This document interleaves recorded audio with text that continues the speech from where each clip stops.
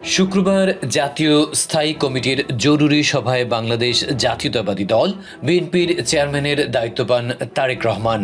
শনিবার রাজধানীর বনানীতে একটি হোটেলে দেশটির সংবাদ মাধ্যমের সম্পাদকদের সঙ্গে শুভেচ্ছা বিনিময়ের আয়োজন করেন তিনি, যেখানে অংশ নেন জায়জাদিন সম্পাদক বর্ষিয়ান শফিক রহমান, দ্য ডেইলি স্টারের সম্পাদক মাহফুজ আনাম, মানব জমিনের প্রধান সম্পাদক মতিউর রহমান চৌধুরী, নিউ এইজের সম্পাদক নুরুল কবির, কালের কণ্ঠ সম্পাদক হাসান হাফিজ, যুগান্তর সম্পাদক আব্দুল হাই শিকদার, আমার দেশ সম্পাদক মাহমুদুর রহমান, ইনকেলাব সম্পাদক এম বাহাউদ্দিন, প্রথম আলোর নির্বাহী সম্পাদক সাজ্জাদ শরীফ সহ আরও অনেকেই। মঞ্চে সিনিয়র সাংবাদিকরা সংক্ষেপে দিক নির্দেশনামূলক বক্তব্য দেওয়ার পর দর্শক সারিতে উপস্থিত সাংবাদিকরা তাদের মনোভাব প্রকাশ করেন।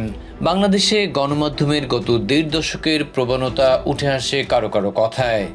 এক নারী সংবাদকর্মীর প্রশ্নের উত্তরে তারেক রহমান বলেন, বাংলাদেশের প্রায় ৫১% মানুষ নারী। তাদেরকে যথাযথ মূল্যায়ন করতে না পারলে দেশকে এগিয়ে নেওয়া সম্ভব হবে না। এরপর পোডিয়ামে আসেন তিনি, জানান ৫ই অগাস্টের ঘটনা রাজনীতিকে নতুনভাবে ভাবতে বাধ্য করেছে। নতুন প্রজন্ম আশার খোঁজে আছে, সবাই দিক নির্দেশনা খুঁজছেন। তাই বিএনপি হিংসা প্রতিহিংসার রাজনীতি পরিহার করে দেশকে সঠিক পথে নিয়ে যেতে চায়। তারেক রহমান বলেন, মতপার্থক্য থাকতেই পারে, কিন্তু সেটি যেন কোনোভাবেই জাতিকে বিভক্ত করার পর্যায়ে না যায়।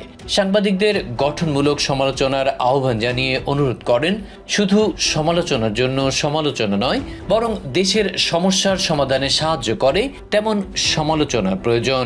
বিএনপির নবনির্বাচিত চেয়ারম্যান আরও বলেন, বাংলাদেশে যে কোনো মূল্যে গণতান্ত্রিক ধারা বজায় রাখার পাশাপাশি জবাবদিহিতার সংস্কৃতিও চালু রাখতে হবে।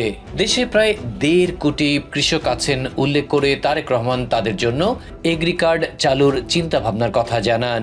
নারী শিক্ষায় মা ও দেশের ৩বারের প্রধানমন্ত্রী প্রয়াত খালেদা জিয়ার ভূমিকার কথা স্মরণ করেন তিনি।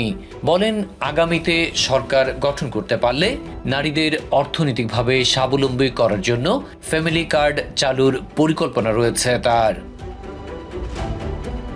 Adib Mohammad, TVN24 news desk.